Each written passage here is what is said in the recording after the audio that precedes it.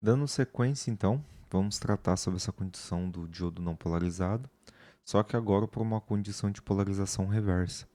Então, para minha condição de polarização reversa, visando uma condição para o meu diodo para uma junção PN, quando eu tenho uma tensão que vai ser externa, né, aplicada sobre ele, uma tensão que eu venho e coloco sobre o meu diodo, e eu aplico sobre a minha junção PN, de modo que o meu terminal positivo seja conectado ao meu material do tipo N e a minha tensão negativa seja conectada ao meu tipo do material, tipo P aqui, eu vou estabelecer essa condição chamada de polarização reversa.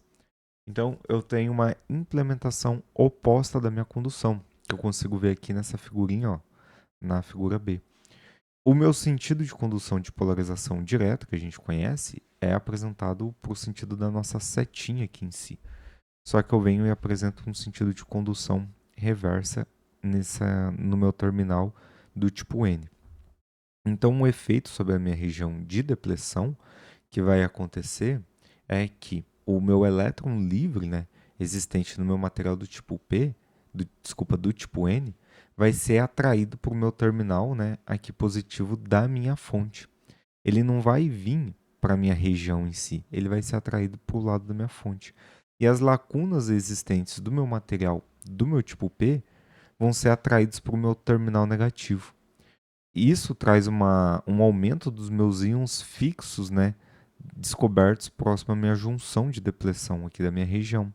Então eu tenho íons positivos no meu material do tipo N e íons negativos no meu material do tipo P. Então o resultado, né, é um alargamento, né, um aumento da minha região de depressão mesmo. Isso faz o quê? Que tem um efeito sobre os portadores majoritários. Ele vai aumentar a minha região de depressão e provoca um aumento na minha barreira de potencial interno. Então, praticamente, passa a ter esses portadores majoritários. Eu faço com que o meu fluxo de portadores majoritários seja próximo a zero. Então, os elétrons do tipo N e as lacunas do tipo P não conseguem atravessar essa região de depressão, porque aumenta a minha dificuldade, né? Aumenta o campo do qual ele precisa passar. E eu tenho esse fluxo aqui de portadores minoritários agora.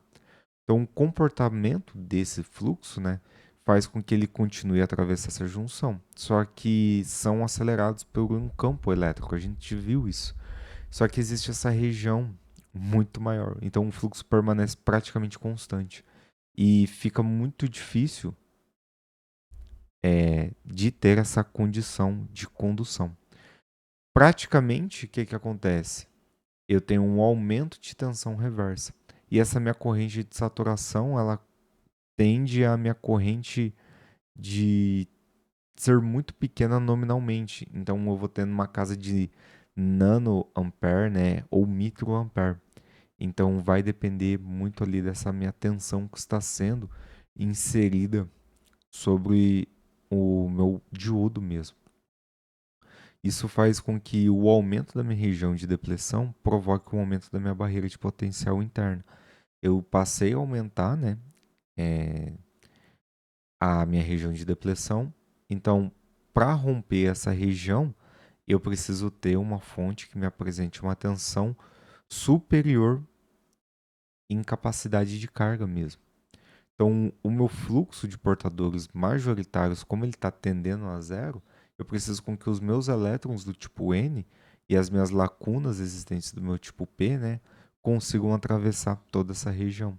Então, esses meus portadores minoritários continuam a atravessar a junção, só que vão ser acelerados pelo nosso campo elétrico existente na região de depressão. O fluxo vai permanecer basicamente ele constante, independente do aumento dessa minha tensão reversa.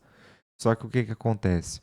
Eu tenho a minha região de saturação, então eu preciso que a minha corrente, né, resultante de saturação apresente essa minha perspectiva, como a gente comentou. Vai ser na ordem ali da casa de nanoampere ou microampere e vai estar muito associado à nossa tensão.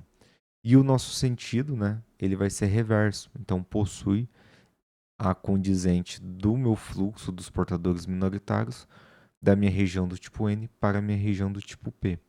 Então, sob a polarização reversa, eu tenho uma região de depressão que aumenta, eu tenho uma barreira de potencial que também aumentou, e eu tenho esse fluxo de portadores minoritários que se tornam praticamente nulos. E eu preciso ter uma condizente aqui do meu fluxo desses portadores. Apenas portadores minoritários passam a contribuir para a minha corrente resultante. Com relação à minha corrente, como ela é muito pequena, então eu tenho uma saturação reversa, tá bom?